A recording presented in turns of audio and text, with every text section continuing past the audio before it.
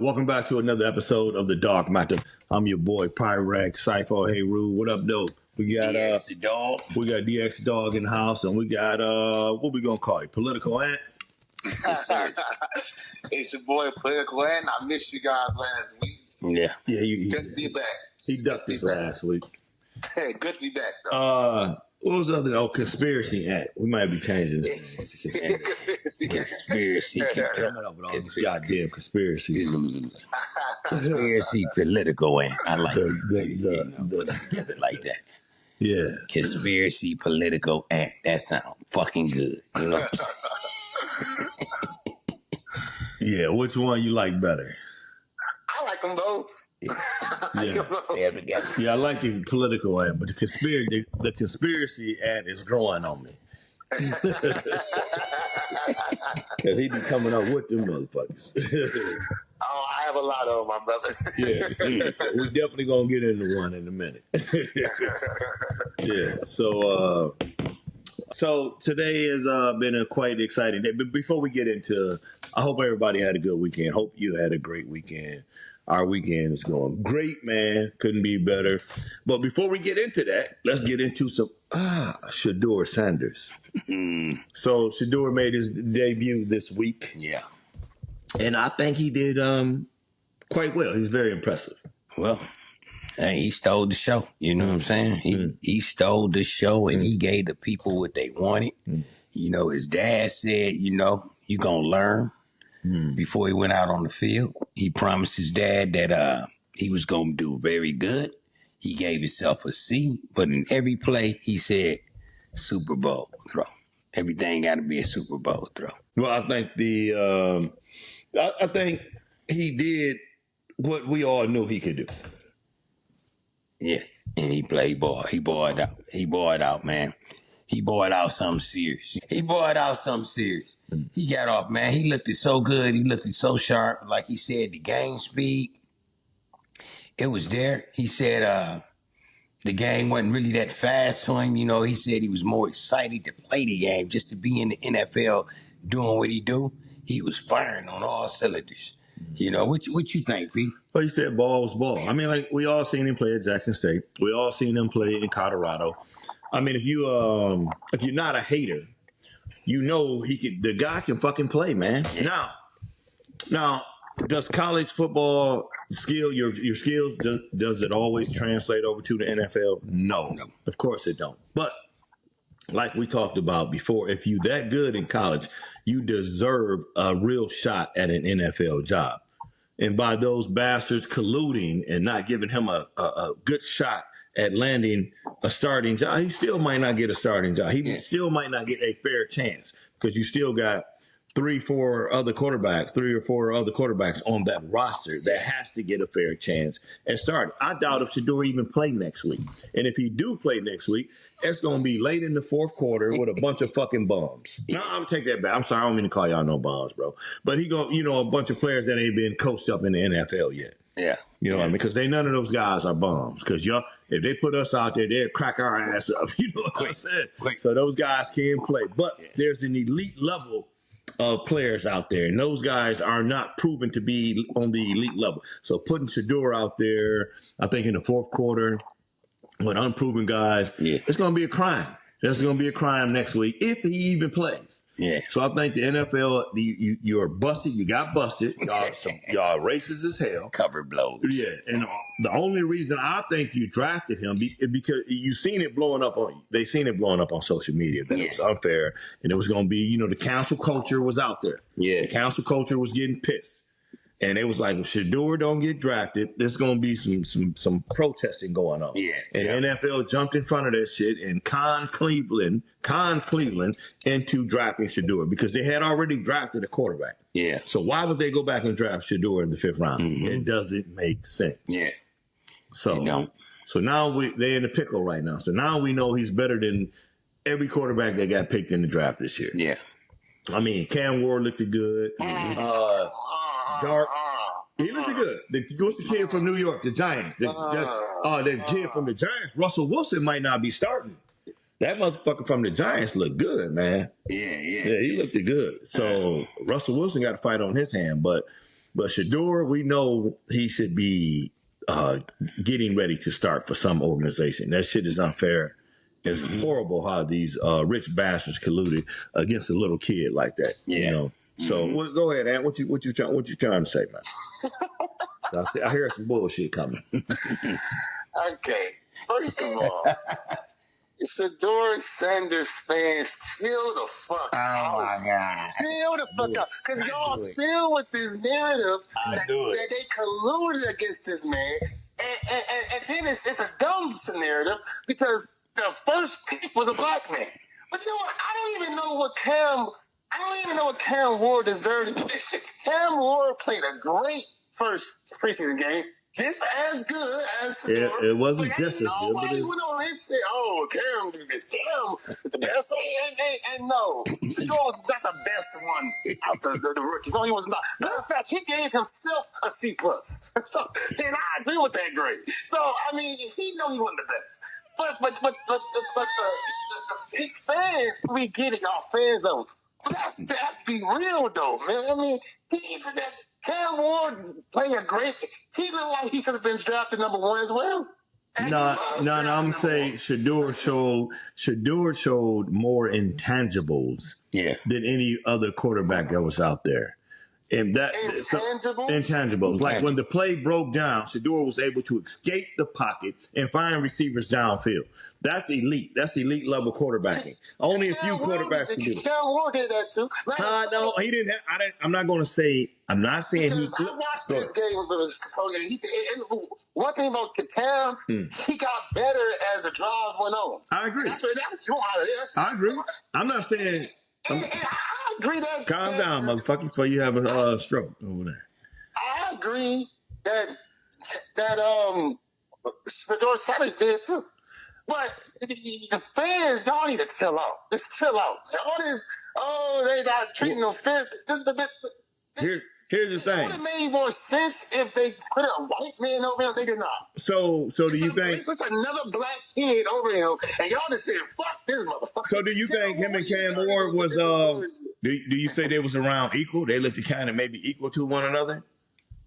There are some things that Cam probably do better than Shedeur, and there are something that's do better than Cam. Okay, so I'm saying, dude, as far as the preseason, we gonna touch on the collusion in 1 second. But as far as the preseason game, would you say they look like similar or what? No, because it was some things I saw with Sanders. I liked it. Something I saw with Cam. Okay, so what grade would you give Cam? What grade? 1 out of 10. What grade do you give Cam? 1 out of 10? Yeah, 1 out of 10. That's no ABC. Okay. Hey, let's go. And for Cam, I would give him. I'm gonna say this. I would give him for what he had. I'd give him a B minus. And you gave Shedeur a C minus. A C plus. A C I give Shedeur a C plus. So it's real close. But I'm saying it's some things I was looking for. Okay, so this is the point I'm trying to make. The point I'm trying to make. They're kind of even. Okay, so you saying they kind of even. So here, this is why I want to show you why the fans are pissed off about Shedeur. Cam was the number 1 pick. Shedeur didn't go until the 5th round. So if they look that close together, why if we can see that they're really close, why didn't the scouts and the owners see that? Why did Shedeur have to go in the 5th round and Cam got picked number 1 if they are that close? Yeah. That's the problem with the fans. That's why the fans are pissed. Yeah, that's why. Bro, first of all, What? teams get who they want.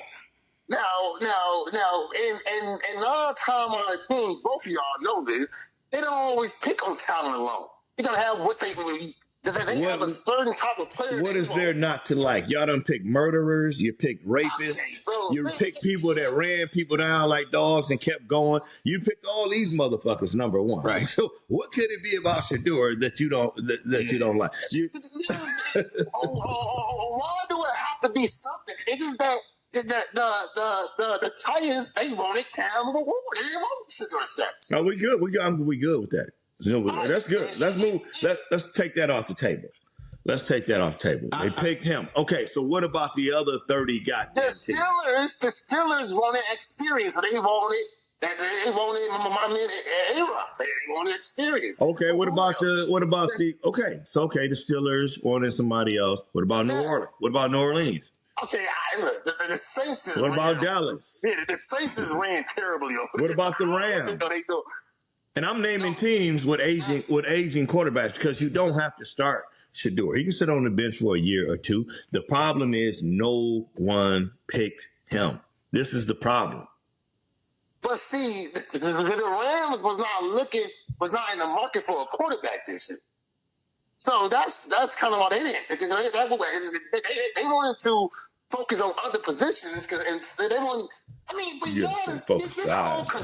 this whole it was a conspiracy against this man. I think it's weak, man. Like, the man got drafted regardless. Who cares he went in the 5th round? He went regardless. Yeah, I mean, I really don't understand this collusion, this conspiracy against him. The NFL hate the Sanders family. This is.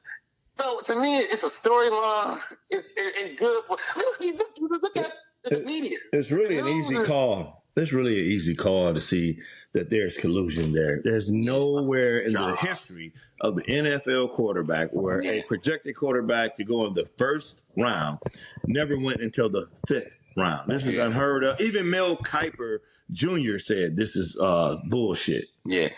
You know what I mean? So it's not just Shedeur fans, man. We have experts that they say the exact same thing. So it's definitely some collusion. We never seen nobody with this type of talent. So you like mean to tell me that the NFL, you gotta get in there, corporate board in New York said, "Hey, we looking to fuck Sanders' kid over this shit." So I tell you what, he's supposed to go in the first number 1 pick or 1st round. We gonna put him in the 5th just to fuck with him. That's what talking. They got together in a meeting and colluded against this man. Well, one thing here's where you're slipping at. They didn't need the NFL. They took it amongst themselves because remember, these are corporations. So at the end of the day, the NFL can't tell a corporation what to do. Right. So these are corporate. They didn't need to put the NFL into it. With their scouts, they concluded the scouts and the coaches got together in those little meetings that they had before the draft, and they came up with the idea that hold on, slow down. They came up with the idea that if we draft Shedeur brings Deion Sanders with him. What does Deion Sanders do? What does he do for a living? He coached. Okay, he coached. So if I bring Shedeur in here and I'm having a losing season and I got his daddy who's a coach hanging over my head, what's stopping the owner from firing me and hiring this motherfucker? I'm not going to bring my own replacement in here. So now if it was only like the 1st round, maybe let's go 2nd round. Damn, we slipped through the 2nd round. Now, after the 3rd and 4th round went by, come on, that's collusion. Come on, that's ridiculous. Yeah. Oh, bro, I'm going to tell you like this. If that's what you call collusion, you can say that about anybody. Then. But we're not talking about anybody. We're talking about Shedeur. Because that right there, to me, that's not collusion. If a coach saying, I don't want this kid because I don't want his daddy taking my spot, that's reasonable. I think if that was you would say the same shit. No, I'm confident. I'm going to win with it. Nobody did. I'm going to win with it. So I wouldn't be concerned about it. Bro, but you have to understand something, bro. You can win with a quarterback that's not him. You don't have to have him to win with. Well, it's a reason why your ass is. You ain't that, you need to be fired anyway. It's a reason why your ass is picking first because you don't know how to win. Right. That's why you in that position. Right. So, bro, you criticize people who picked in the 3rd, the 4th, the 5th, so they're not picking first. Yeah. So the argument is moot. You understand the argument is moot. The people still didn't want his ass. They won't pick him first. Yeah, that's so at the end of the day, look, if you just explain why you believe it's collusion, if that is your reason, that's what collusion is. That's what collusion is. Yeah. Collusion is a bunch of sorry motherfuckers getting together and conspiring together that they're not going to deal with this individual. That's what collusion is. Individual. That's what it is. But they do that about every player. No, they don't do that with every player. No, they don't. So you don't believe that they have reasons of not picking anybody that could be on their team? So it was only him, but they actually just had reason. Nobody else got reason. Like, Henry, these people just take a hat and just put a name out the hat and call it a day. Well, in short, what he's saying, what he's saying, and what I'm saying in short is like, when you look at the talent from the number one pick, and you look at the talent from Shederu, that happened on that day. What was that, Saturday they played? You look at the talent, you know what I'm saying, and you look at exactly what they did. His progression was better. You know, his going to his second and third read was better. You know, his understanding of the game was better. And he came out with it. Just think if the few passes wouldn't have got dropped that he did throw. He had a dynamite game. So it's undeniable he should have went in the first or the second one. And it's undeniable that the billionaire owners got together and colluded and said, hey, we're not gonna pick him until that noise came from the black market of the NFL that, hey, man, we might not be watching none of this shit this year. Well, here, I'm going to give my response to Joe. And Joe, here's my thing. That all sounds good, but I think y'all forgetting one thing. We just came off a football season where the number one drafted quarterback and Caleb Williams had everything in college. They thought this man, you had people saying that he is the future Pat Mahomes. They put this man on a pedestal so much. And when he got drafted at number one, look what the season he had. So what season do we supposed to have? People are just being Hold on. cautious now. Nah, you can't. Nah, that's ridiculous. They already, I mean, any football person knows. No rookie is finna come in and just start winning a bunch of games. Only Ben Roethlisberger. This is just what they Hold on. I'm just saying, only Ben Roethlisberger has came in and started winning a lot of games. And that's only, hold on. So the people will know what we're talking about. Only Ben Roethlisberger came in and won a lot of games. And that's only because he had an already made team. The team was already great before he got on the team. So that's why he was able to win as a rookie. So nobody expected Caleb Williams to come in and win a bunch of games unless you just don't know. You don't know the game then. If you thought that bullshit. Matter, Coach, what you're saying is that, man, people really didn't think that. So what you're saying is great, but people really didn't think that. No. People that don't know the game thought that. It don't matter though, Coach. It does matter. This is the thing. I will go on the side of caution if we just had a season where the number one draft quarterback was all praise in college, had all the awards you need to Okay, Peyton Manning. Everybody thought Peyton Manning finna come in here and win 10 Super Bowls. Peyton Manning came in and led the league in interceptions. Yeah. So you should have been cautious 15 years ago. So you would only be cautious. You would only be cautious if you just started watching football when Caleb Williams got drafted. Yeah, because this happens every year. You get a popular quarterback from college who did great, and he comes to the NFL and he doesn't do that great the first couple of years. Yeah, that's football. Coach, there were other quarterbacks in the damn draft, bro. So your logic, he was the only one. Listen, yo, and for real. I don't have to pick him because if I'm going on caution, I can pick somebody else. Because first of all, most of the time, what you do in college, it don't roll over to NFL. Yeah, you can pick who you want to pick. And then that's the bottom line. Yeah, and then your ass gonna get fired for picking the wrong person. That's the bottom line. Yeah, you gotta look. Hey. Look what Roethlisberger had, and look what Caleb had.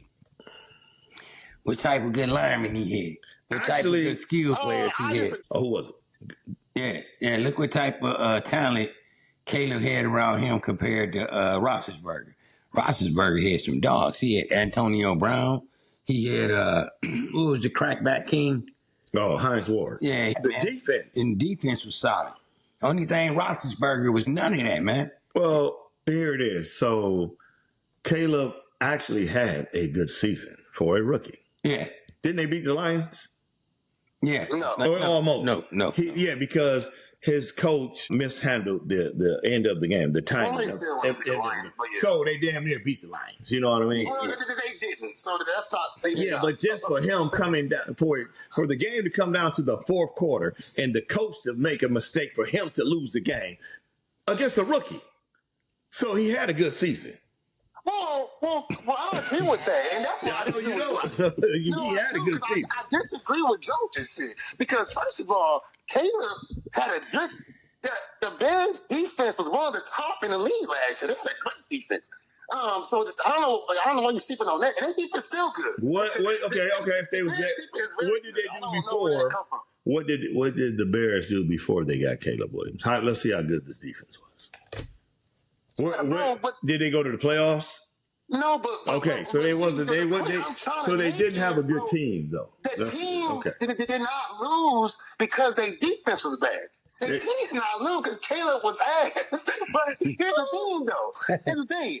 Yes, the Bears was not losing because they had a bad defense. Matter of fact, I'll get you really one better. The offensive line of the Bears. That was not that bad. It wasn't good, but it wasn't bad either. Okay, so what rookie quarterback had a better year than Caleb Williams? Bo Nix. Okay, what rookie quarterback had less sacks?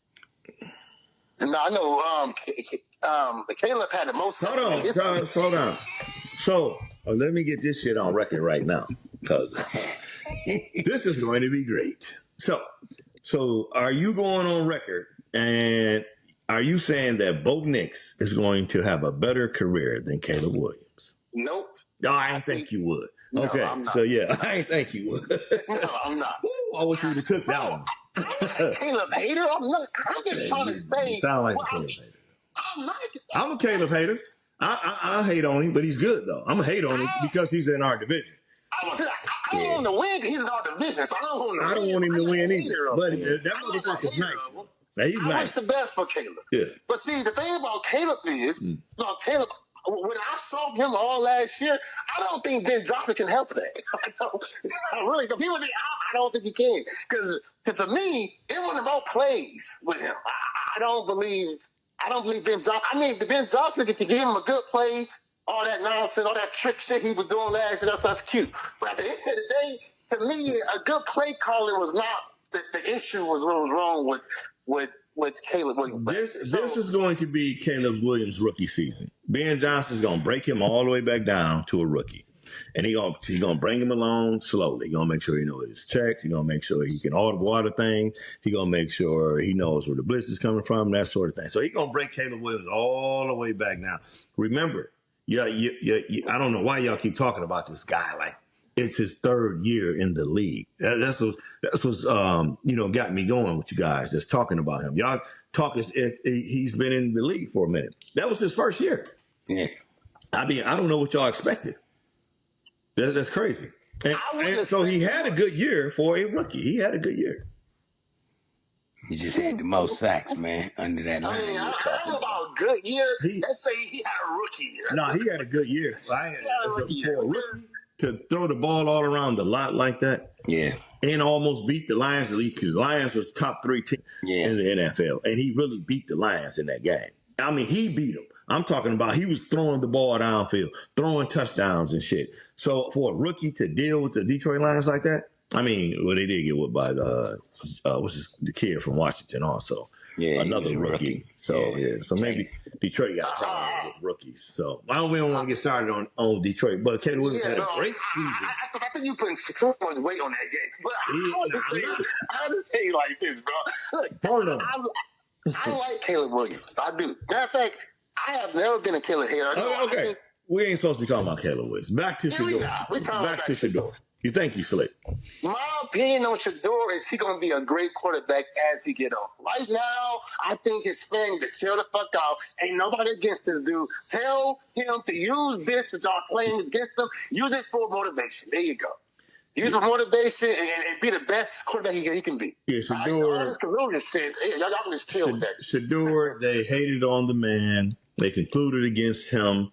And as we all seen, the whole world seen, it was I mean, they're not even in the same ballpark of saying that he might not make it in the NFL. I mean, his talent showed the world, man, that he's on a different stratosphere. What he did last night was it was unconventional. I mean, the guy only worked out with the third string and the second team.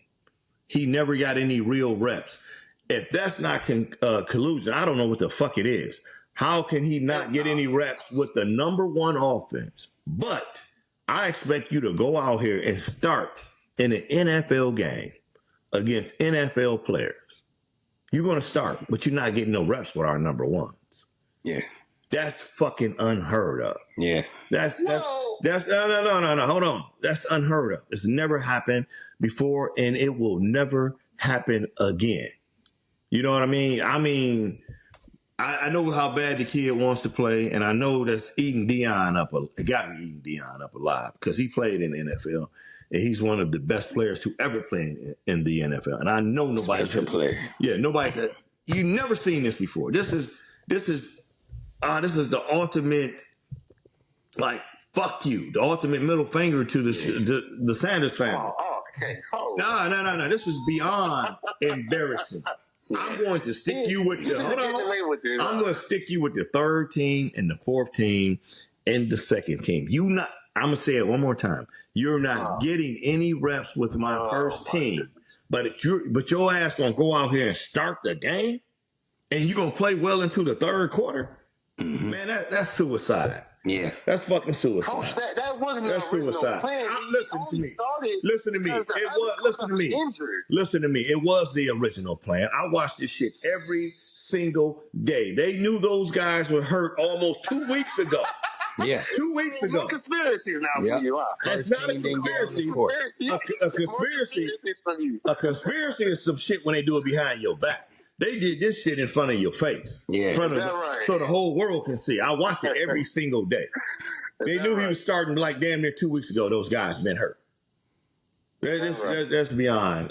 That's an ultimate fuck you. I wish Shederu just said, fuck it, I'm going to Canada and just show up. So you said it, and they already knew everybody gonna be hurt.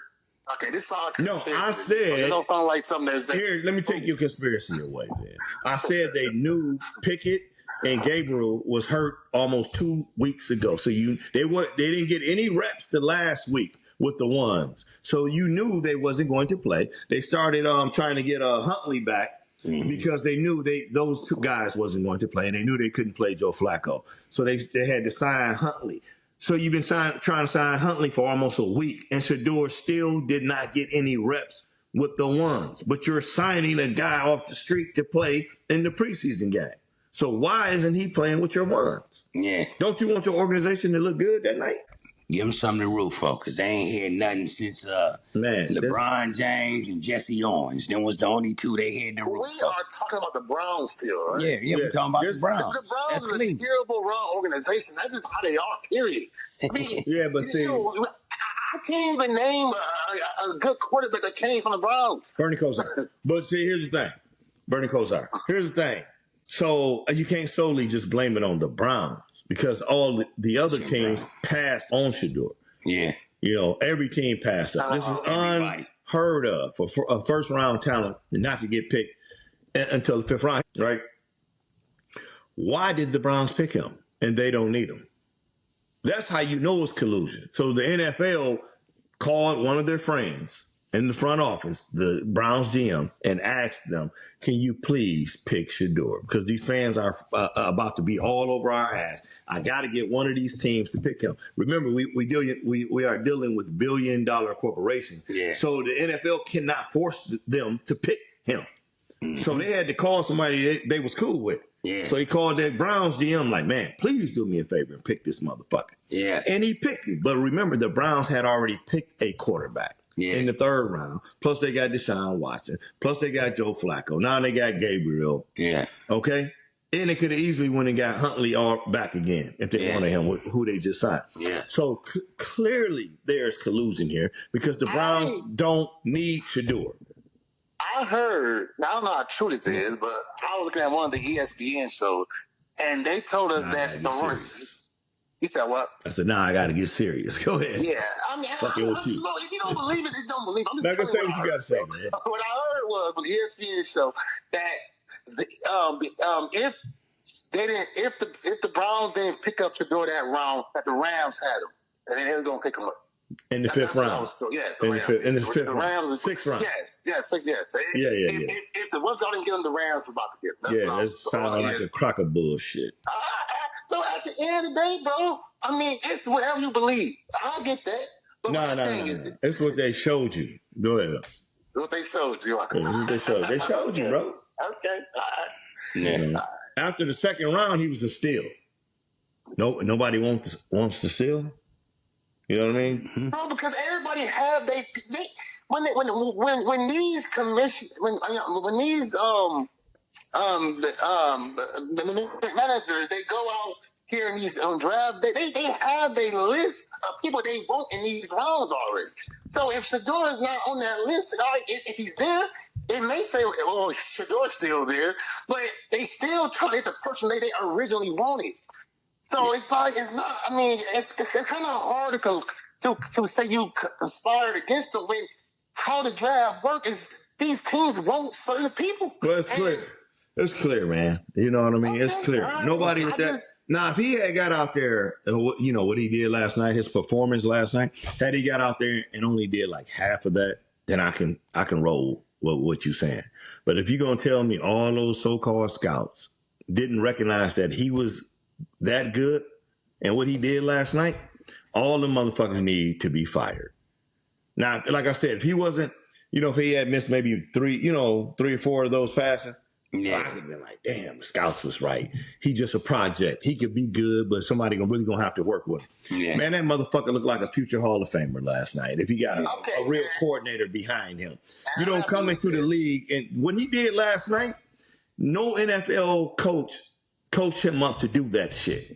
He brought that to the table. Now, if you're an NFL coach, what can you put inside of that? Do you understand what I'm saying? Yeah. Peyton Manning came to the NFL throwing fucking picks, interceptions. He got a great coaching staff. They worked with him. He cut the interceptions down, and now he's a Hall of Fame. Shedeur came into the NFL looking like that last night. Peyton Manning didn't come, or Tom Brady didn't come in here looking like that. That motherfucker brought that on his own. And the guy hasn't worked with the first stream offense. He looked like he was working with the first stream last night. Yeah. Well, brother, come on, man. This is the breakdown. I wish him the best, bro. This is the breakdown. I know you guys to break down all you want, but at the end of the day, depending on how draft work, a collusion is retarded to me to even think that, because how drafts work in the first place. So you're like, colluding is a retarded situation to do in a draft. How drafts work, they go into this stuff knowing who they want, and yes, some people still on the board. They see that the talent coming. They say, "Oh well, this person may grab, but then if I grab Shedeur, what if this team grab what we really want?" I mean, it's kind of hard to conclude like that words to collude when it's drafting, bro. The teams know what they want. They know what they need. Know what they want. You know what they don't want. But if they see talent that's still out there in the second, third round, yes. The conversation come up, oh, well, you know, Shedeur's still out there, you know, so, you know, we don't keep a pin on there. But, you know, and James still out there. So, you know, that's who we actually want. So let's make sure we get him first. And then if Shedeur's still out there, then we can get him. Yeah. Like, it's a lot of things going to a draft, bro. You know, they rate these players that you're talking about. Yeah. Shedeur is rated higher than all the motherfuckers you talking about that's still on that board. Yeah, but it's for quarterbacks, though. And you need all them losing motherfuckers needed a quarterback, and you didn't take them. That's a problem. Yeah, but bro, the only one that we know is the Saints. Everybody else, we see why the Saints didn't get it. Our Saints, we see why the Steelers didn't get it. The Steelers wanted A-Rod. So we get why they didn't get them. No, I don't. No. We don't get it. No, okay. we don't get it. You know what I'm saying? We don't get it. You know. Now, I might let the Steelers off the hook. I mean, That's what I'm saying. I would give the Steelers just being a bunch of dumbasses. You know what I mean? Because the Browns ain't though. no. The Browns, like I said, I would give the Browns actually some stars, because if it had not been for the Browns, nobody was going to take him. According to the Browns, we know they don't need a quarterback. They already had 3, plus they drafted a guy that they wanted. So why did the Browns draft him? It was a favor. They doing the NFL a favor. That's why they don't let him play with the number ones. Man, we did y'all a favor, but we're not playing him. We are losing franchise. All those losing teams, we're not playing this motherfucker, because if we lose, his daddy's hanging over our head to get our job. That's why they don't. That's why they didn't draft him. There's your collusion. You know? So collusion is not really about Sanders. It's about his daddy. So they like. Okay, let's get to the bigger point. Hold on, let's get to the bigger point. Let's get to the bigger point, because we keep glossing over it. We touched on it in some other. So the bigger point is the NFL like black children that come from broken homes. That's what the NFL like, because when they put their money in your pocket, they become your daddy. They don't want you to have a real daddy, because if you got a real daddy, you know he's going to be in your life. He's going to control most of your movements, your money, your whereabouts, where you get to go. Your dad is really not going to let nobody fuck over you. Most pops and most dads in the world. The NFL, they don't like that. They like black single mothers. The white man becomes their dad. Now he gets to tell them what to do with their money and their likeness. Shederu, he has a father. You can't fuck over him. They don't like that shit. Now, Travis Hunter, when he got drafted, his dad was in prison. They hollered at the parole board to try to help him get out of prison. They put him on TV crying. Look what we did for these po niggas. You know, we helped these po niggas, get out of jail. We gave them millions of dollars. We own them. See, you can't do that with Shederu. He's not a problem. He's not a threat. But to them, he has money. He sees us as equal. What can we do for him? His daddy runs everything. They don't like that type of power. They like broken home niggas. And does Shederu Sanders have an agent? That I don't know. I'm pretty sure he does, unless he handles his own, because he's making millions of dollars already. He was already making millions of dollars before he signed with Cleveland. So, that type of shit. That's what I'm saying. He has a dad. He was already making millions through his sponsors in the college that he went to. If he don't have an agent, I'm 100% with you.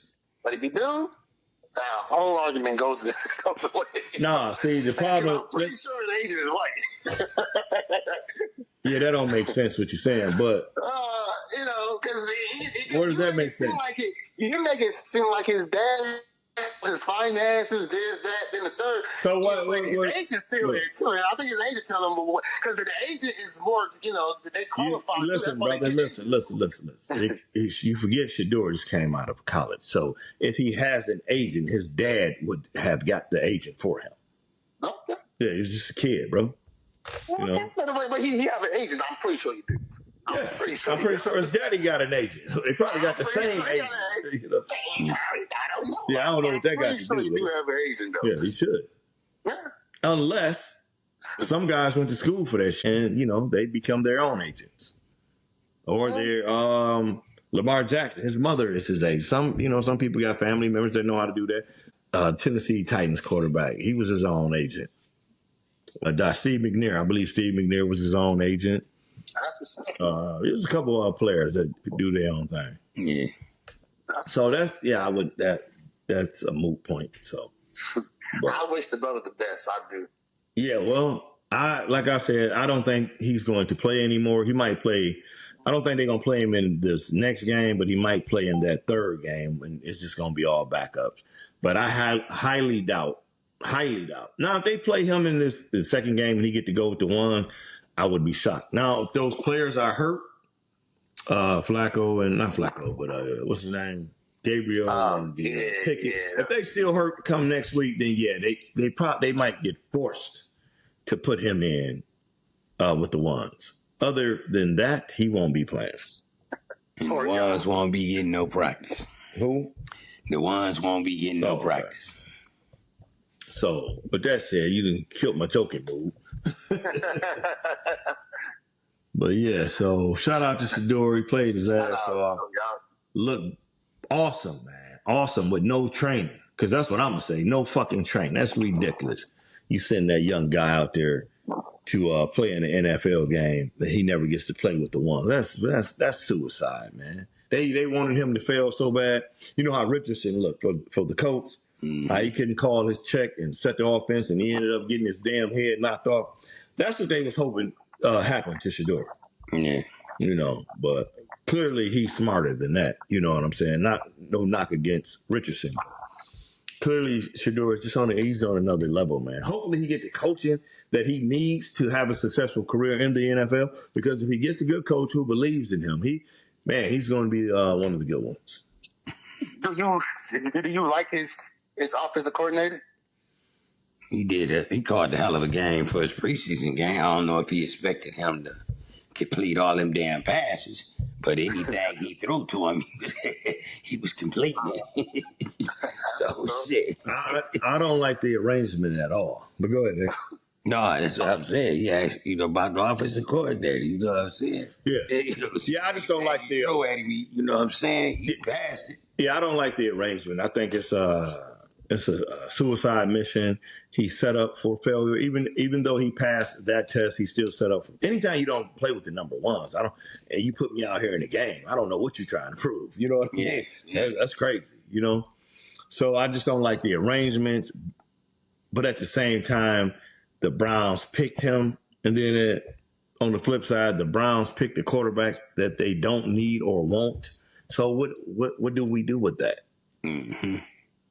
That's a hell of a dynamic to be in, a clusterfuck.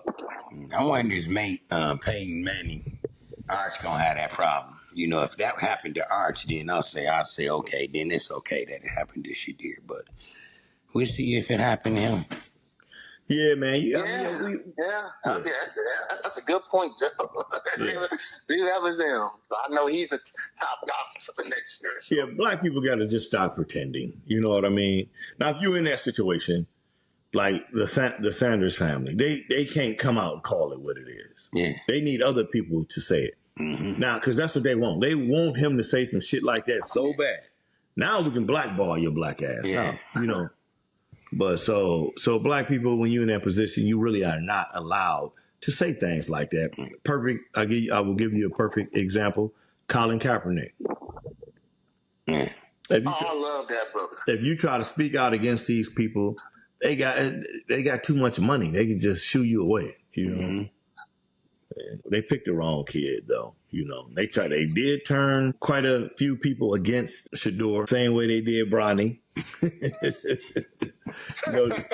You know I'm pointing at you. You can put. I know. I ain't going to say nothing about that. I'm not. Hey, the media is powerful. They can turn you against anybody that they want to. You know, they turn to people against Russell. They turned to people against LeBron, Bronny. They turned to people against Shederu.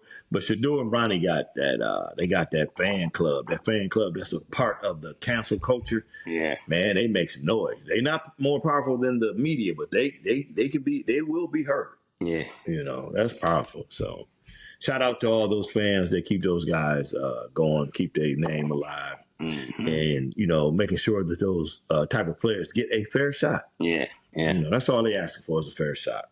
Yeah, without the youth, the program cannot grow. Yeah, man. So fuck the NFL for that bullshit that they did. You dirty bastards, you know what I mean? Oh, they some racist motherfuckers. You can argue with me on that shit. Yeah, racist as fuck. That's wrong, bro. Yeah. All the damn drug dealers and murderers y'all got in this motherfucker, y'all. This kid think he's cocky. We don't want him. Oh, this is 3 meals a day, motherfucker, right here. Yeah. Eating 3 times a day. Plus snacks. Yeah. We can't use him. He ain't hungry enough. Yeah. His mama ain't never had a bridge card. We don't want this nigga. You know what I'm saying? His mama ain't never had a bridge card. Yeah, can't do nothing with it. You know what I'm saying? Donut tired, none of that shit. Yeah. He ain't never had a $5 Little Caesars pizza in his life. You know. Don't even know what package oatmeal tastes like. What we gonna do with a What we gonna do with a kid that go to bed on time? You know what I'm saying? Motherfucker, the kids we got, they up till 3, 4 o'clock in the morning. Got to be to school at 7 o'clock in the morning. Yeah. You know what I'm saying? Fucking block cheese and bread. And shit. They're like, we need these little stressed out motherfuckers. You know what I'm saying? This nigga ain't even got a gun case, y'all. You know. That's how they be at the NFL meetings. Yeah. Shederu doesn't even have a gun case. He never even shot anyone. You know. Where's his street cred at? You know what I'm saying? He has one little pissy speeding ticket. That's it. They got dismissed. He never even ate a fried bologna sandwich. You know what I'm saying? He never had a mayonnaise sandwich. He never had the Kool-Aid. He drinks the low-calorie Kool-Aid, man. You know what I'm saying? Capri Suns. Yeah. You know, so yeah, they don't want no niggas like that. We need our niggas on fat backs and collard greens. You know what I'm saying? Chilling eating. Yeah, we need them chilling niggas, you know. They eat pork for breakfast, pork for dinner, pork for snacks. Pig knuckles eating. Pork for brunch. You know, he ain't hard enough. Yeah. So yeah, man. So I just can't believe they would waste some talent like that. That's a hell of a talent to be trying to waste. That's a horrible message to send out, you know, to the future kids, man. The NFL hate good people, man. I told you, they hate Russell Wilson. They hate LeBron James. The sports people, period. They hate good black people. But they love when you get in trouble. Because, you know, they can get a story out your ass, you know. They like that shit. But when you just clean and you stay out of trouble, man, well, we can't get a story out of this guy. Get him out of here, you know. Russell Wilson's married, and he's a great stepdad, and he's a great real dad, and he doesn't cheat on his wife. Man, get this motherfucker out of here. He talking back. Yeah.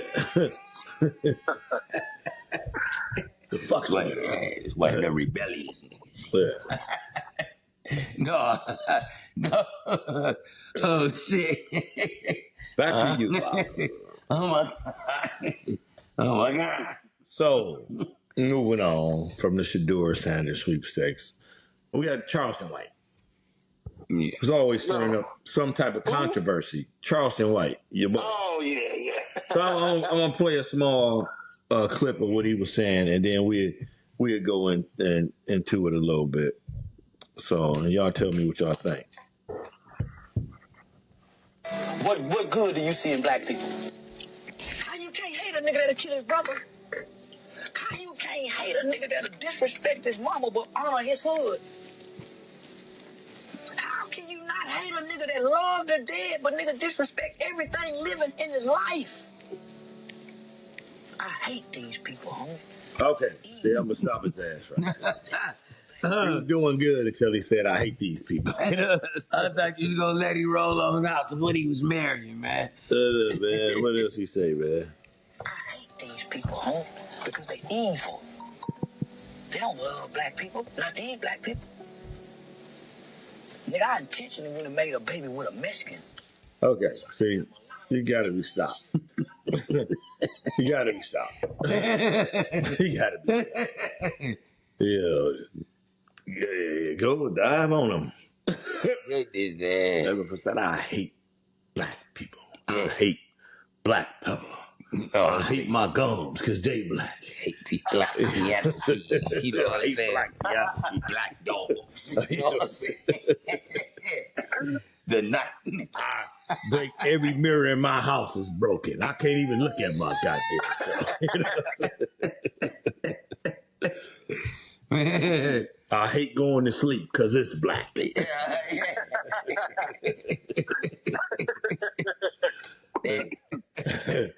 What's wrong with this dude, man? So what's up with that conspiracy, man? What's up with your boy, It's man? your boy, man. What's up with him, man? You Talk to know, me. the biggest thing about him is I hate when people compare me to him. I'm not nothing like him. I mean, I'm not somebody who promote the black struggle, but I'm not somebody who just ignore systematic racism, period, white privilege. So I'm not sure why people try to compare me to him sometimes, but I get it because I guess I don't promote the black struggle, so I guess anybody that don't do that, they just like him, I guess. But look, bro, what he be saying is funny at the best, but his solutions to what he say is outrageous. Outrageous. I don't know. He make points sometimes. But... You know what I figured out about people like him? It ain't just people like him. Dr. Umar too. What I figured out about people, don't get me wrong now. I'll say it first, then I'll double back.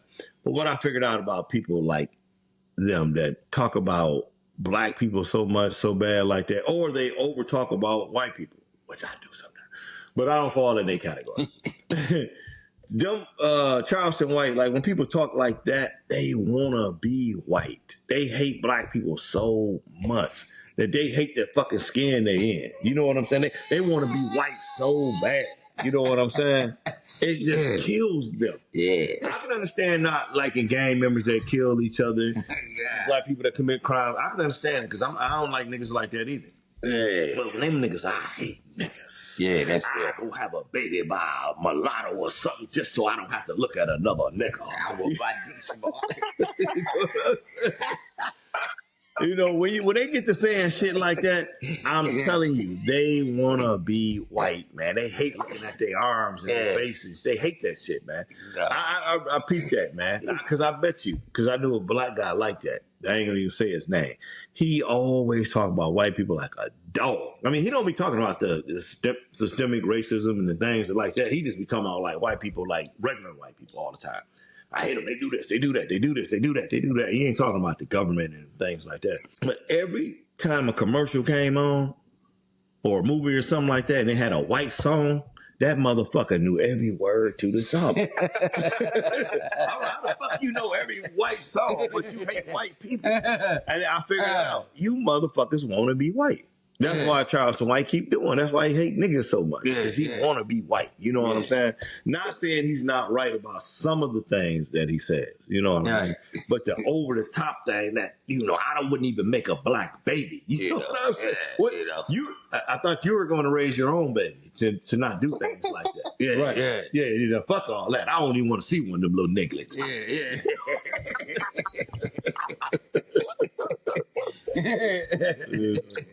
Yeah, that shit is wild, man. Go ahead. He's 46 or 47, somewhere around there. I thought that motherfucker was about 62, but go ahead. That's an old motherfucker. The way he had that 1-2 up like when he was fighting that motherfucker. What the funny thing, Coach, he's not that old. No, he's not. He's not. You would think he is 60-something. Yeah. But he's not. So it really amazes me that a 40 is actually he is at the top of the millennium. So he's the same generation that I'm in. Yeah. So I'm not even quite sure where that came from mostly because in the millenniums we not really like that much. So I don't even know where that came because he's very young. I don't know how he got like that. But I mean, look, bro, I'm gonna tell you like this. He literally wants to kill Generation Z, the black Generation Z. Mm. He said that they are a lost cause, and either we have to kill them all or throw them all in prison. When they turn 60. Oh my God. See, yeah, that's what I told you. Guys like that, they really want to be white. Though. You know what I mean? Oh my God. And you can tell that they don't attack the hate groups. You know what I mean? Now, I don't blame them for attacking the part of the black community that's doing all that violence and all that stupid shit. I'm I can't stand them motherfuckers either. Killing can't pay for a lawyer time. Yeah. Right, you know what I'm saying? You still live with your mama, but you got a motherfucking switch and the extra clip and all this shit. You can't even pay rent. Yeah, you know, suckers up with the blower. Yeah, I understand that, but when you harp on it too much, people forget about the good black people. Yeah, you know what I mean. Same thing like me and X just left from downtown Detroit, had a blast. Yeah, I'm talking about there's thousands of black people out there, beautiful black people hanging out, eating, laughing, the kids riding the scooters and the bikes, having a great time. So if we just focus on the people that's doing crime, we would never talk about the good people. Right. And so when Charleston White and other people doing that type of bullshit, that's what they make people focus on too much. You know what I mean? I wouldn't have a baby I want to have a baby by another race, so I don't have to look at a black kid, your own black baby. Yeah. That's the most coonish shit I ever heard in my life. That nigga's a one-eyed coon. You know what I'm saying? Yeah, you gonna work here until you're back, you know. Yeah. But you know what was that motherfucking name?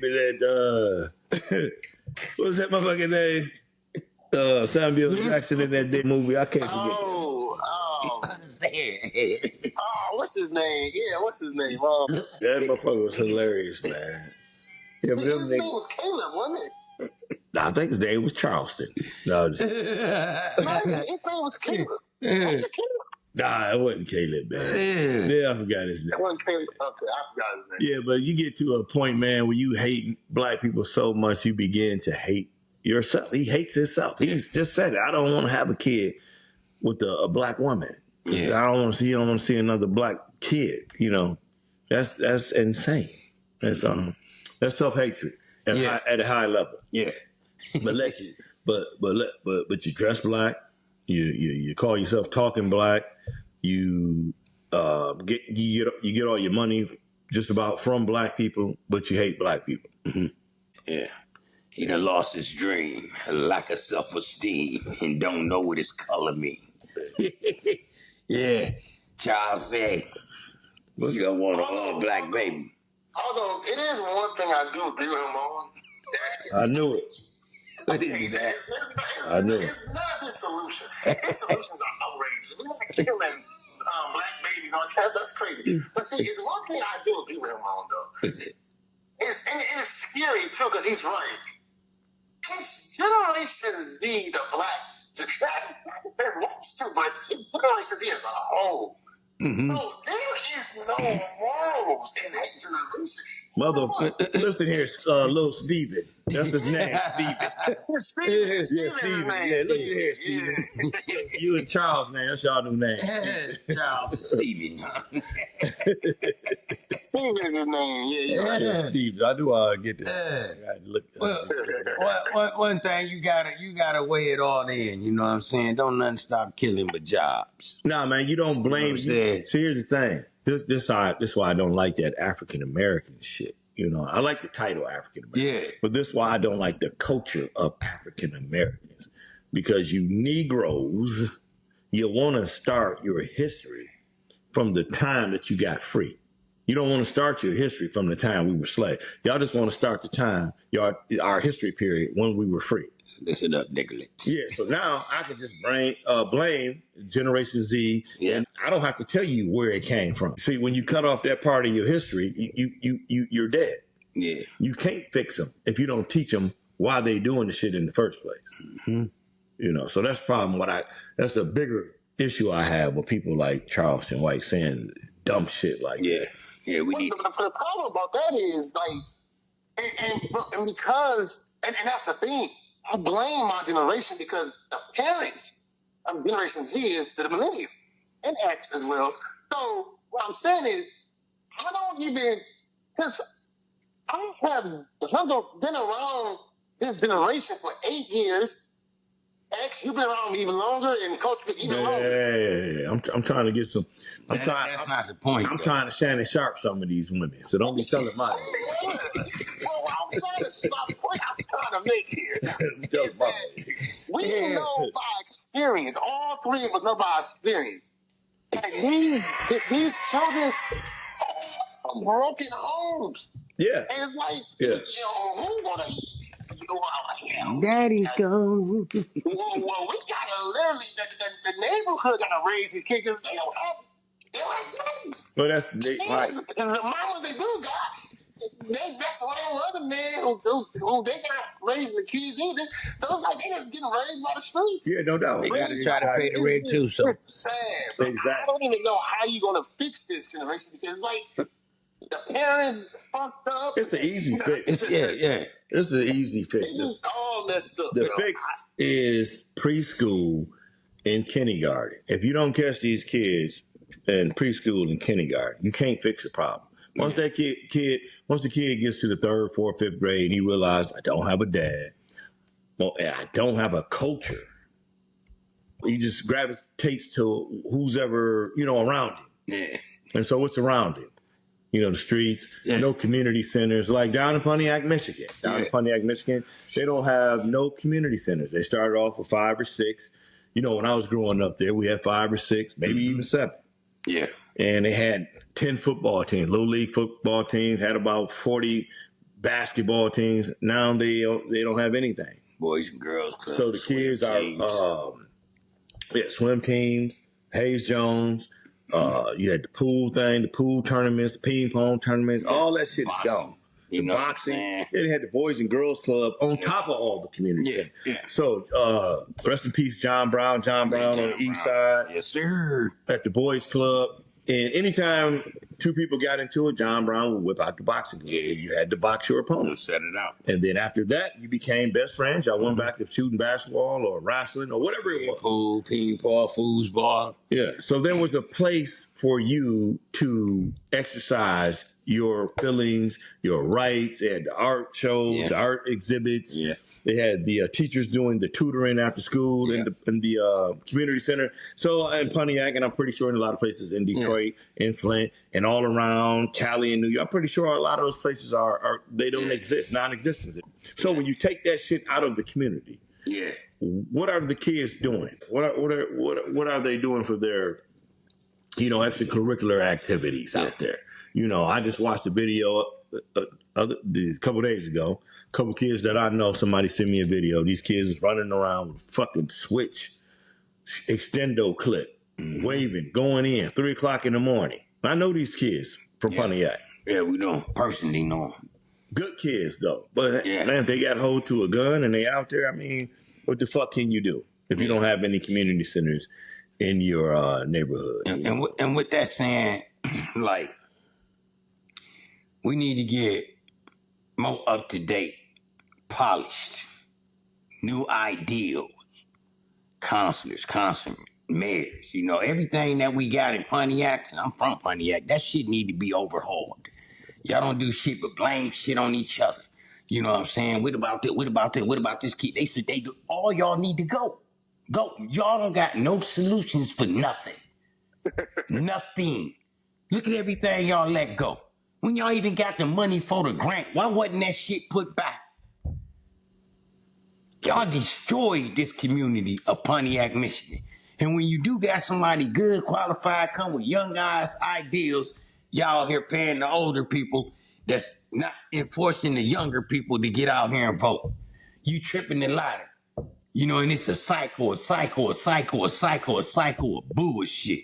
Yeah, the rebuilding process is almost impossible. Once you tear a city down to its bare knuckles, it's almost impossible to rebuild the city and keep the citizens intact while you rebuild the city. So, a lot of the new people, I will say, they getting a lot of blame that should have went to the previous administrations that actually stole the money and took it down.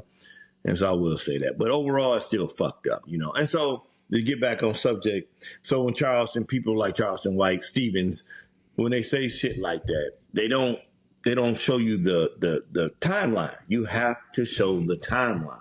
If you don't fix the timeline, you can't fix the problem. Right. You know, so if your kids are running around here without culture, like, okay, for instance, African people come over here poor. Chinese people come over here poor. Mexicans come over here poor. But you know what they got? They got their cultural identity. So guess what? They never hate themselves. They're never in a position to hate themselves. They're never in a position to hate their own culture. That's one. They don't never lose their pride because they don't have money. Yeah. See, African Americans, if the majority of us, if we broke, man, our self-confidence it's on the floor. Destroyed. That motherfucker hanging. It's destroyed. Guys, you running in the bank, you shooting that motherfucker up, you go home, beat your wife, Yeah. man, or you leave your wife. You find a woman who got money, you go move in with her. Yeah. Because your self-esteem is down. You don't have any culture. You don't got nothing to keep your pride inside your chest. Right. You know, so culture is so important, man. And rap music is not a fucking culture, man. No. As much as I love it, and as much as I listen to it, it's just not a culture. It can't keep you intact. Only your culture can, your homeland. Just like the, what is that day they got here? With the damn green clover thing. What's the day they got? What's the holiday? The Irish Day. Oh, the Irish Day. What they calling that?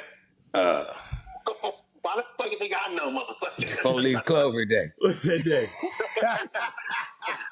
St. Patrick's Day, motherfucker. St. St. Patrick's Day. I know you knew. You know what I'm saying? Yeah. Tiny red beard motherfuckers, Yeah. right? Okay. Mega ass nigga, that's all it is. I know how much you love them motherfuckers. Yeah. So St. Patrick's Day. So, you know, you don't see every person of Irish descent going around every day. Yeah, I'm Irish. Yeah, whatever. I'm Irish. Yeah. Half of them don't even know. Yeah, I got a little piece of Irish in me or whatever. But when that motherfucking holiday come around, man, they got on green. They at them bars drinking up their beer. They gonna celebrate that shit. Mm-hmm. African Americans. We are just getting into celebrating Juneteenth, but it still does not have an African stamp on it. Right. It has an African American stamp on it. Yeah. So when we have African festivals around town and other towns, I mean, it's crowded, but it's not to the capacity that it should be because most of them, I hate to say it, but a lot of them, they don't even believe that they're African. They think they fucking Indians. Shit, you know. Yeah, that make up anything to go with. But look, if you throw an Indian festival, they don't even show up at the Indian festival. Though they got Indian album. You know what I'm saying? So this lack of knowledge of not knowing who the fuck you are, it hurts your children. Yeah. You know, so you gotta have some cultural pride, guys. Come on, man, step your game up. Okay, me and X just Let's left. get Charles to go to that museum in Detroit. Yeah, we just left the an African restaurant, Boba Fair. I wish you had your bag. You got your bag over there? I think it's over there. So we just left the African restaurant in Detroit on what street is that? Illinois. Nah, it's not. 7 miles. No, what would There's a Woodward Inn. On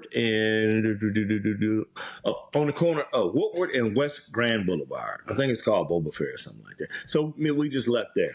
So the place is always filled to capacity, but it's always 95% European people eating in the African restaurant. That one is a really special one. The food is just top notch. Yeah. But it's always 95% white people in there, Chinese people, Arabs, but it's mostly always all white people. Where are the African American people eating their own food? Where the fuck are you? Oh, I don't eat African food. Yeah. Motherfucker, you look African with your big ass nose.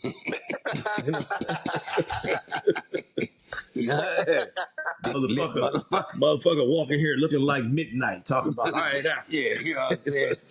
Nigga, would you eat that dark ass skin? You know, motherfucking the hair on the back of your neck look like sheep's wool. You know what I'm saying? You ain't African. Hair look like sandpaper and shit. You look African to me. You know what I'm saying? Motherfucker, I'm African. But yeah, so if you don't teach some cultural pride in this motherfucker, your kids are going to just be man, I almost used the wrong word. Your kids are gonna be jocking other people's cultures, you know, and they're just not going to love themselves like you think they would. And that's why it's easy to take another African American's life. because you don't value his life. Yeah. Because you don't see anything when you look at him. Just like Charleston White, he don't even want to see his own black baby. No. Nah, he don't want no rubber bands. He don't want no dreadlocks. He don't want no braids. You know, None of that shit. He don't want none of that. See? Just to go in on a whole generation, just to say you hate the whole fucking generation, that's crazy. Yeah. You know? You know what I mean? I can see if you say I hate the parts of this generation, Yeah. A, B, and C. I hate the whole generation. this brother want to do a generations genocide. Yeah. I think it's easy. It's easy for him to say with the platform he at. You know what I'm saying? It's easy for his funky ass to say something like, "I hate the generation," than to come with a solution for this generation or a suggestion for the generation. So, to him, the best way to do it is point out the negative ass shit and then say why he hate it. But no solution to what we probably can do to get together and make things a little bit better.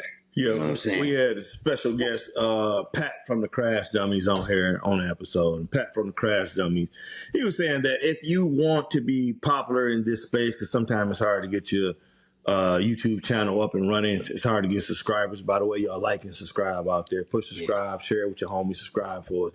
So if you're having trouble, we can just easily start saying how much we hate niggas. Yeah. And our platform will probably blow up. And that's what Pat from Crash Dummies was saying. Shout out to Crash Dummies. Yeah. So he was saying, and that's what Charleston White basically is doing. You say you hate niggas long enough, Stephen A. Smith. If you say it enough times, you will get a big fat ass contract. That's just the bottom line. Oh, shit. It's a racist billionaire waiting to pay a nigga who hate a nigga. Yeah. Oh, to all our subscribers, too, guess what? We love you, motherfuckers, because if it wasn't for y'all, we'd still be doing this show. No, one love, though, for real. We love you, man. But, yeah. Like you said, P. Yeah. Hey,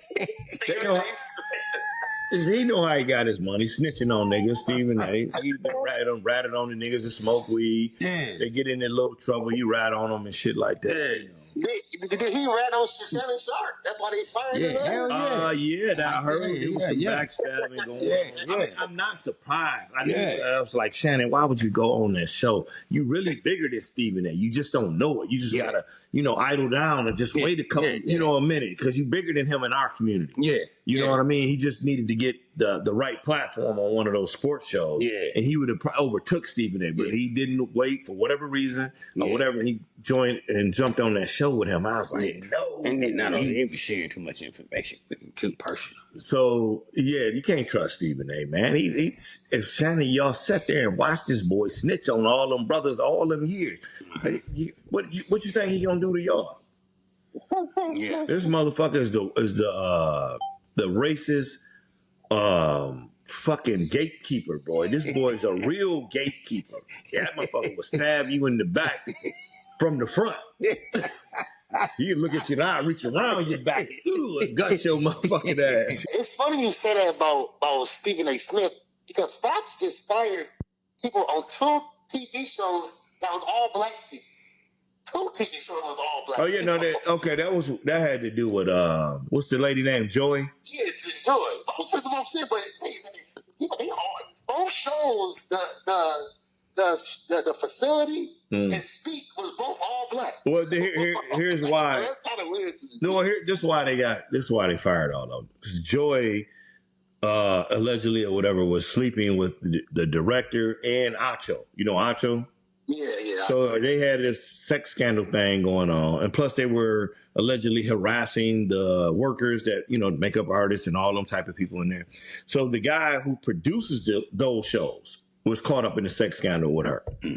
So they canceled every show that he had something to do with. Right. So that's why all those people like Keyshawn Johnson and Shady and all those guys, that's why they all lost their job. Okay. So, but I'm pretty sure somewhere they're going to be back. Keyshawn's too valuable. Shady's too valuable. They all stay in. I hope they come back soon. That Chase Daniel motherfuckers, I hope they fire that some bitch. I can't stand that motherfucker. He is Shederu hating motherfucker too, They all try to come back around when it's time for him to, get a job. But they sound like you, Ant, Yeah. All he got to do is hold on and, look at this chick right here. He stumbled over his own feet and, shut your bench riding ass up. Going to God, unchanged his hand. Yeah. Right now, they trying to figure out what the fuck they gonna say come Monday. That boy Chase Daniels is a glorified bench rider. He was happy to be Yeah. I'll get the ball from Pat Mahomes. You know what I'm saying? They ain't never challenged nobody for a job. You just want to carry their balls around. You know what I'm saying? And the Gatorade too. Yeah, that Stevens and Stevens, you got the right name. And see, the directors are really slick though. Yeah. That make movies. So they named that Stevens character Stevens. Stephen A. Smith. Yeah. Stevens. Yeah. Yeah, he got on that natty. Yeah, he got your ass. He got the right name. See, I can see Stephen A. when they hire Shannon Sharp. What's Shannon Sharp doing on that natty? You know what I'm saying? What's that big nigga doing on that natty? Your daddy seen this, he be rolling over this grave. Now the producer came out and said, "Now Stevens, this is my guest now." You know what I'm saying? You don't talk to him like he's no regular nigga because he's not a nigga. He's a freak nigga. Now them niggas over there, you can talk to them like that, but not him, Steven. You know what I'm saying? Okay. The producer like, "Well, Shannon's gonna be staying a while." Stephen A. said, "In the big house? You gonna let this nigga in the big house?" Yeah, Steven, now go open the goddamn door. And then there goes Stephen A. "Well, I'm gonna burn the sheets when the nigga leaves." Yeah.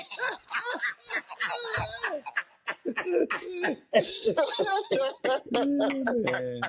Oh shit! I guarantee you that producer named his ass after that character. Yeah, it had to be. It had to be. You know what I'm saying? Yeah, we gonna get in trouble for this. Oh shit! You know what I'm saying? We definitely getting in trouble. Oh shit! Well, we all know because Steve A's beloved, but we gonna get hated at this point. Yeah. And, he know it too because like he say, people only got one thing to say about me.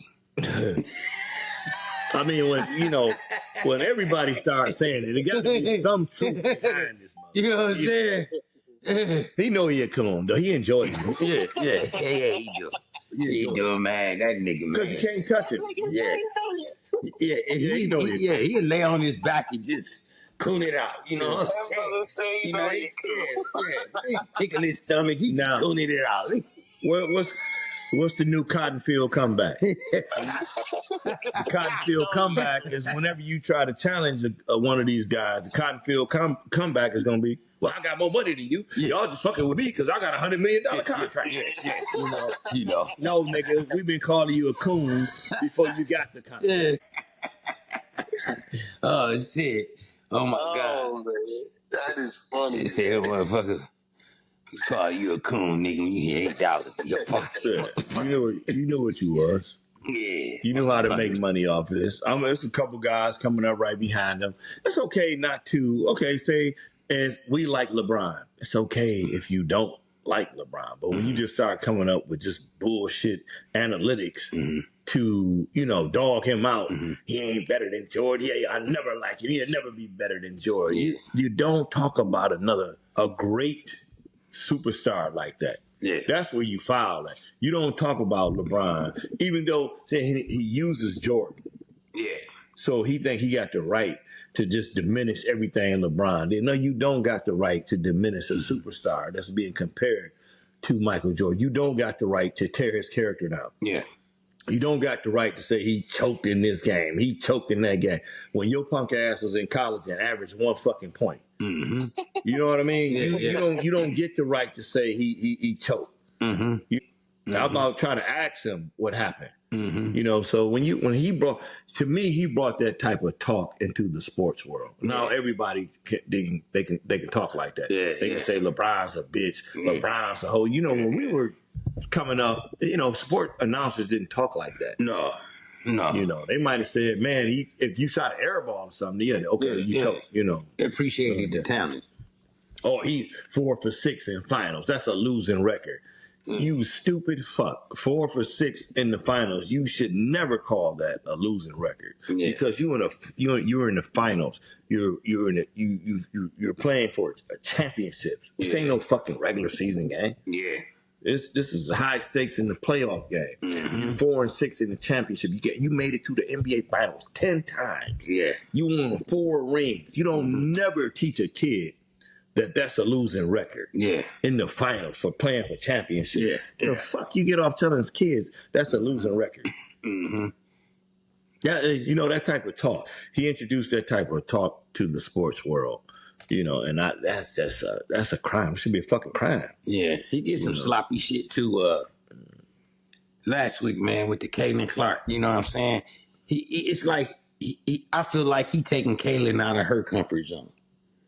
He was like to all the referees that's coaching the women's NBA. You better start giving Caitlin Clark her claws. She's hurt on the bench right now because she haven't been getting her calls. That ain't her, man. Yeah, but see, we know that's not her.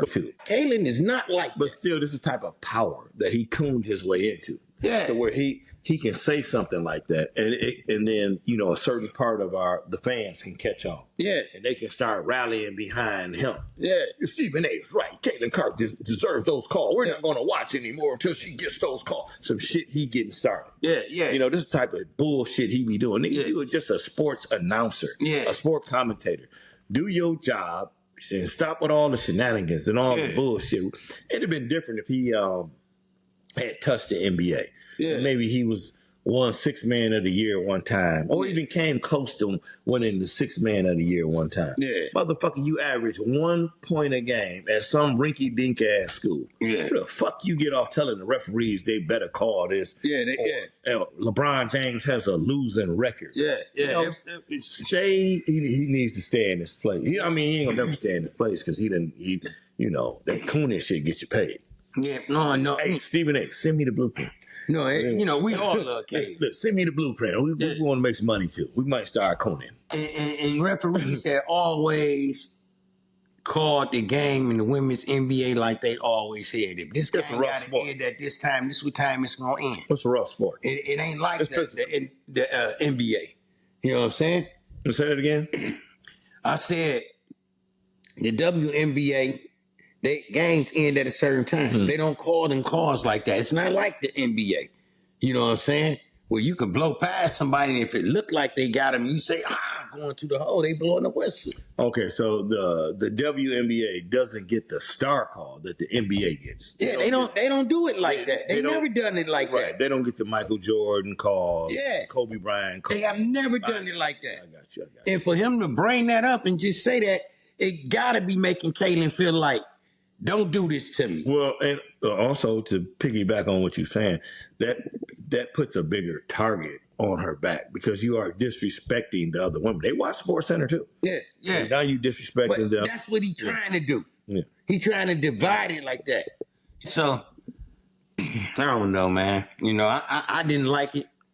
I swear I didn't like it. The way he called the referees out, like, if you don't do it, now the mega fans, like Trump fans, them gonna get into the sport, and it's really gonna. No, man, I've never done nothing like that, bro. Yeah, man. Not in women's sport.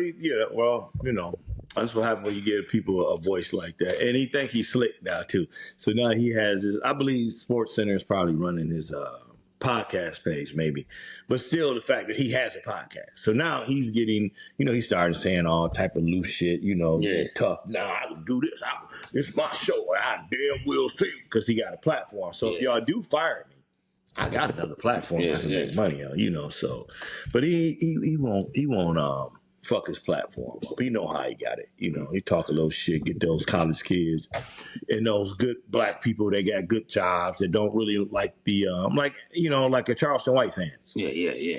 That's what the type of I ain't gonna say all his fans are Charleston White fans, but most of his fans are that type of black person. You know what I'm saying? They don't like the younger generation. I don't like all that bullshit either, so don't try to pin it on me. Yeah, you got the right to have that. But you got a lot of great young black people. So you just don't blame the whole fucking entire generation. Yeah. So, but those are the type of fans that follow him, and you got a lot of people who they would like that to be their profession also. You know, being a sport commentator. So a lot of people look up to him, and they take classes from him, watching him, and trying to learn how to do that. You know, that profession. Yeah. You know, he's very good at what he does. It's just all extracurricular shit. Bullshit that he does. I mean, but that's how he got $100 million. Mm-hmm. Go figure. Yeah. You know? So like you said, that platform is just like saying I got more money than you. Talk that shit. You know what I'm saying? Definitely. It's no different than, you know, the other guy pulling out his money, saying how much money he got. Well, that's the Charleston White thing. If you talk about niggas in that way, you're gonna get fans. You're gonna get a lot of people. They gonna follow you. You know, people don't like real shit. You know, people like the conspiracies. What's up, man? What's the conspiracy thing for the day, man? I didn't know I had a segment today, so I'm pretty sure. Yeah, I'm pretty looking in your black book. I'm pretty. No, it's funny because I do have a book full of conspiracy. I was just guessing. I didn't know I was doing this. Hey, bro, I do. No, I like studying conspiracy, but you know, we can bring that subject the next because I wasn't ready for this. You wasn't ready. Okay. We'll go to X then. What's the political rant for today? What's going on in the political world with the Trumpsters? Well, the mega base is saying, hey, man, you let her up out of jail, man, we're going to have a problem. So it looked like a civil war going on with inside of the mega tribe. Okay, let me ask Chris, and then you can continue. Okay, I don't know if you know the answer to this or not, Ant. Political Ant, conspiracy Ant. Okay, so it looks like he's planning on giving her a pardon, right? Yeah. So instead of him giving her a pardon, maybe Joe can answer this first. Instead of giving her, we let Ant go into the book first. Instead of him giving her a pardon, who has the file? Who has that file? The Epstein files. The DOJ, Department of Justice? Yeah. Okay, so if they work for him and they have the file, can he just redact his name out of everything that's in there? Or does somebody already have another copy of it and he can't get everything out of it? That's the problem. I'm asking that. Well, from my understanding of this whole situation, is that the Epstein files is not in it's not where Trump can get to. But he runs the FBI though, so yeah. But yes, he runs the Department of Justice. But see, yes, that don't mean he can destroy evidence. So that doesn't mean that he can keep stuff out of the courts. But what's stuff that he can't mess with that shit. So do you know the name of the department? That's what I'm trying to find out. Department of Justice. No, he runs the Department of Justice, but inside the Department of Justice is what I'm saying. There's some department inside of there that he can't tell them to erase something. Yes. Yeah. So I wonder what the name of that part is because he would just fire motherfuckers if he had the power over. He would just fire them and get somebody else. But it's clearly he can't do it. That's shit.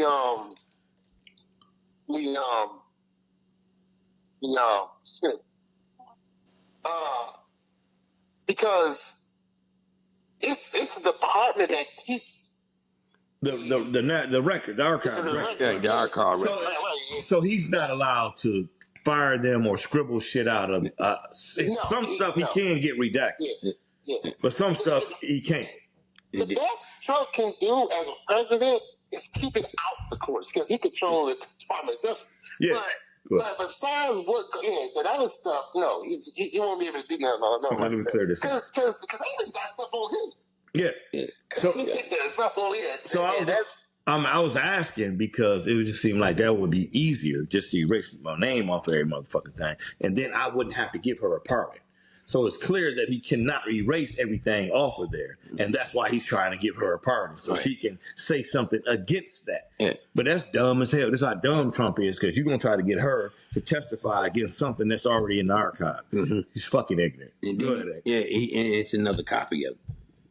Yeah, but this gets there though. They don't. It's not outside of there. No, it's there. It's there. In the DOJ. It's just another copy of it. I can take your name out of all this, but it can never go in the book of life, and this is what it looks. Yeah, I was trying to find out what what's the name of that department inside of the DOJ that he's not allowed to go in there and just tear. I think that's what's in the archives. In the National Archives. Yeah, National Archives. Yeah. Yeah, okay. Because somebody has to keep a lock on that. Yeah. I remember the guy. I seen the guy one of the guys that's in charge of that. It was a while ago. I forgot what it was about. It might have been about another Trump thing. Mm-hmm. So, but I thought he was just in charge of everything. But I see some department in there that he's not allowed to fuck with. Yeah. You know? Yeah, all of them is ready to tell their stories. They don't care if you put our name out here, just as long as the truth get out here. So that's where they at right now. But again, that's why I don't trust the Democrats. And because you can just beat Trump to the punch, y'all focusing on Maxwell. Well, you can just go get the victims that Trump was messing around with at Epstein Island. Why y'all just don't go straight to them? Yeah. So that's why I don't fuck with the Democrats. Just dumb motherfuckers. Pull it Donald Trump. All the females that Clinton had involvement with. He had them at the debate that him and Hillary was having. That's why. And had them on the front row. Like, yeah, look at all these hoes. Yeah. Oh, wow. Yeah, so that may be it. You know, hey, Republicans get dirty. Yeah, that may be it. That might be the reason. That might be the reasoning for them not the Democrats not putting everything on the table because Bill Clinton is in that motherfucker. Yeah, so they just going after Maxwell, right, with Trump because now if Trump get busted, then he gonna have to snitch on Bill. That's gonna be his scapegoat. Well, hey, Bill did it too, you know. But they going after Maxwell because Maxwell can say, to my recollection, is real good. Trump was never on the plane. Now Bill rode on the plane. Yeah. Now, I don't know. I know he was on the plane. He was on the list. Right. But Trump was never on. That's good enough. Okay, you can get your pardon. Yeah. But that's cool. But I'm saying if the Democrats need to beat him to the punch, the hell if she gets a pardon or not, just go straight to the victims and have them say, yeah, Trump was there.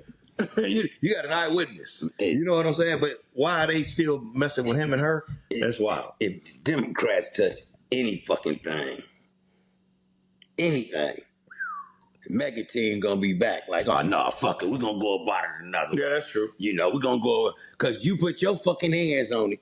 It's fucked up. Something sabotaged. Now we really ain't getting the truth. Yeah, that's true. You're part of the big state. Yeah. So they need to just leave that shit alone. Yeah, that's what Let that Civil War play out. Yeah, but you know what I'm saying? Yeah, it's on. I mean, they got a lot of victims though. You know, the mega crowd they are interested in hearing from the victims. Yeah.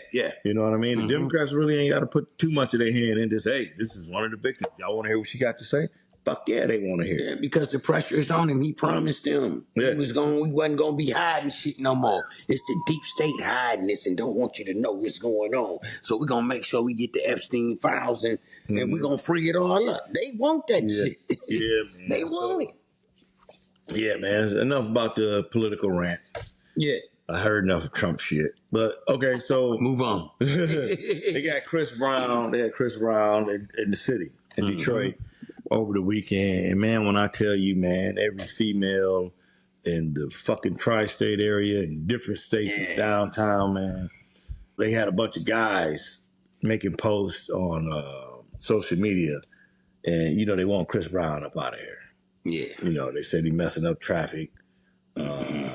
Some guys ain't seen them. He fucking up traffic.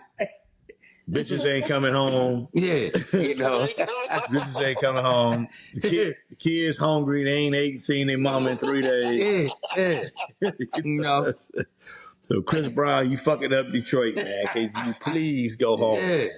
Please. Yeah, strippers ain't showing up to work and shit. Strippers ain't showing on the weekend. You know what I'm saying? They done put a Chris Brown fund website together. We will pay you not to show up tonight.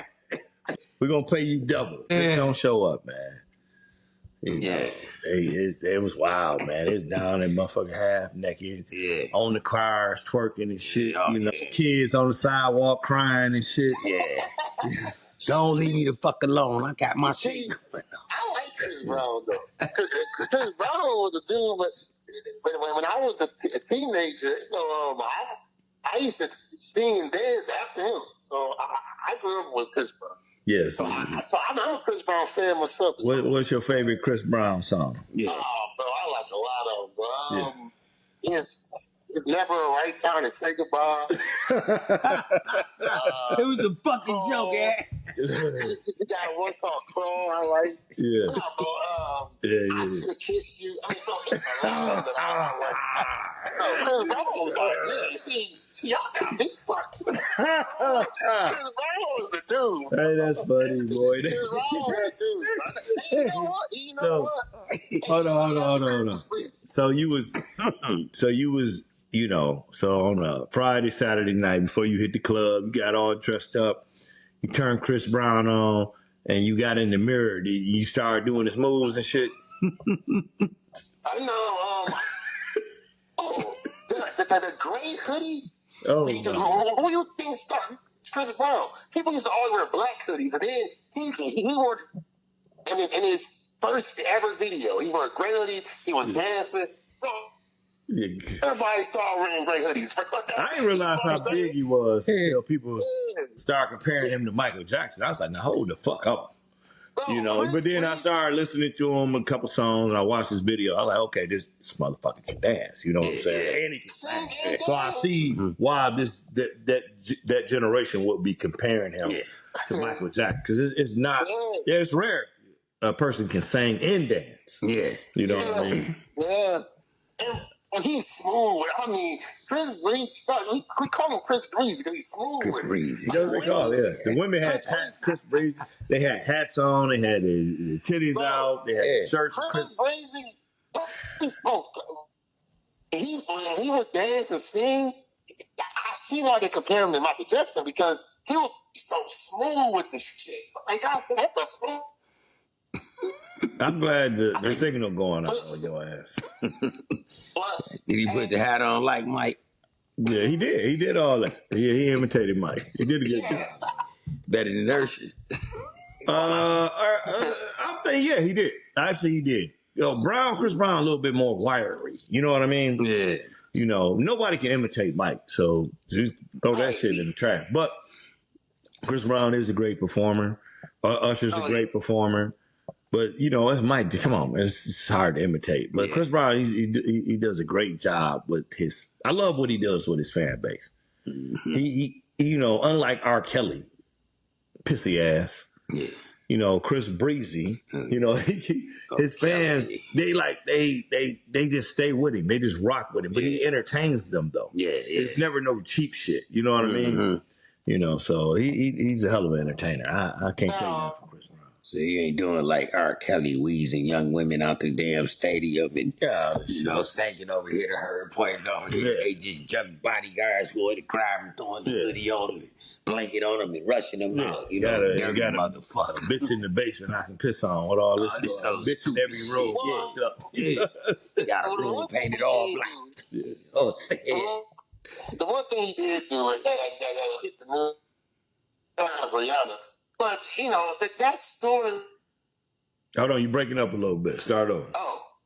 He did beat the hell out of Rihanna, the singer. Yeah. But that story was told on the what you call it? It was like, it was told in her perspective. So...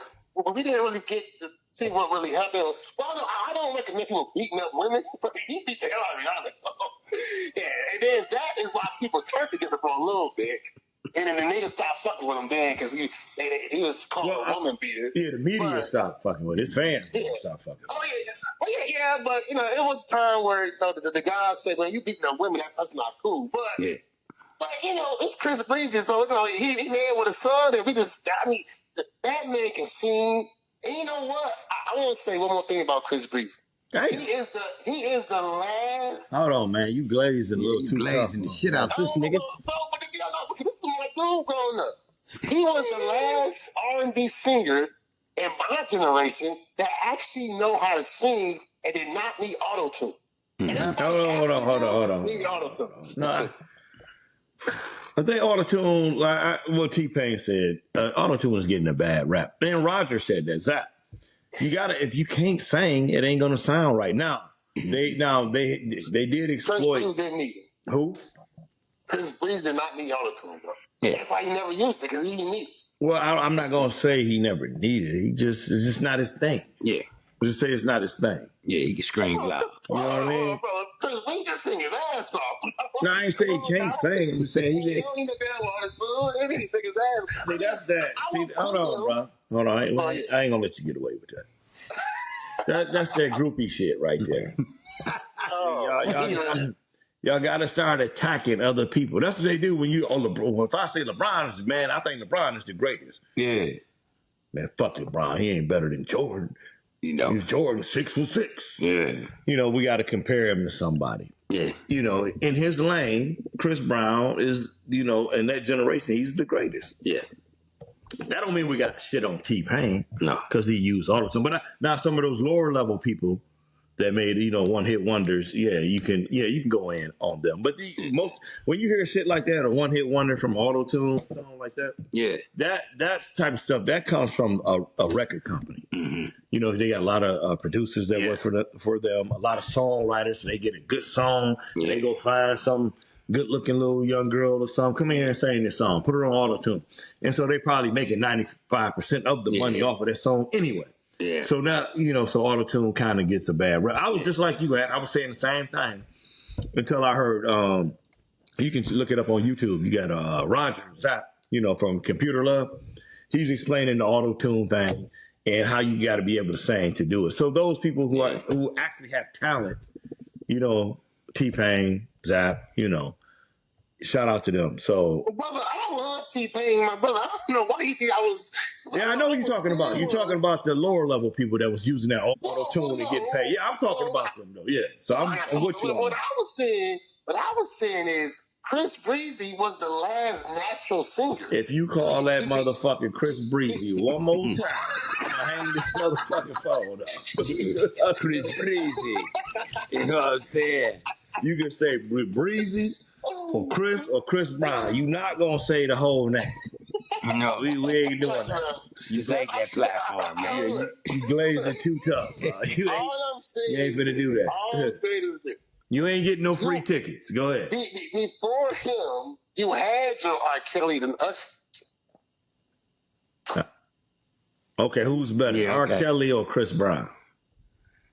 No, my bad. R. Kelly or Chris Breezy? Go ahead. R. Kelly all day. Okay. I tried to track R. Kelly, but I tried to track no, yeah, R. Kelly is way better. Yeah. That's the thing. But before Chris Brown, it was R. Kelly and Usher. Yeah. But after those two retired, Chris Brown took over. For sure. He was that natural singer. Yeah, well, the audience, they all got their own audience. R. Kelly, of course. I mean, you know, what it is R. Kelly, you know, wrote this new R&B that we listen to, period. He invented that shit. Yeah. But as far as talent versus talent, R. Kelly, he crosses generations. Yes, he does. That's why he's big. And Usher crosses generations. Just not as many as R. Kelly. Yeah, R. Kelly the top. It's R. Kelly then Usher. Yeah, Chris Brown. Chris Breezy. Chris Breezy. Now you got me calling him the shit. You know, Chris Breezy. It do kind of sound breezy. It do kind of sound hard though, Chris Breezy. Yeah, Chris Breezy, he is the future. So he picked up the torch and he running with that motherfucker. That nigga Barry Sanders with the torch. You know what I'm saying? Ain't nobody tackle that nigga. He ain't giving it up. That nigga shut the city down. That's my dude, though. That's my dude. Yeah, he cold. See, I fuck with him. I've seen a couple of interviews. Usually I don't rock with R&B singers like that, but I rock with him because he a tough dude.